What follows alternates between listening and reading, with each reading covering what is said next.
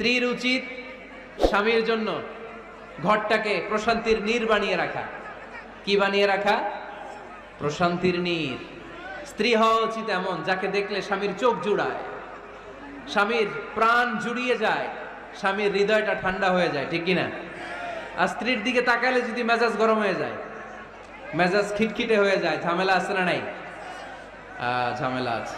এজন্য মেহেরবানি করে আমাদের বোনরা যারা এমন কোনো কাজ করবেন না যেটা স্বামীর মেজাজকে খিটখিটে করে দেয়, কারণ আল্লাহ তাআলা আপনাদেরকে তৈরি করেছে লিতাসকুনু ইলাইহা, স্বামী আপনার কাছে গেলেই যেন তার হৃদয়টা প্রশান্ত হয়ে যায়, ঠিক কিনা?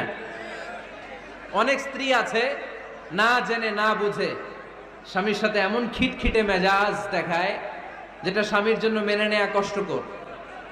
স্বামীর জন্য একটা ত্রাস হয়ে দাঁড়ায় স্ত্রী, ত্রাস। অনেক স্বামী আছে স্ত্রীর এরকম আচরণের কারণে, অতিরিক্ত প্রেসার ক্রিয়েট করার কারণে স্ত্রীদেরকে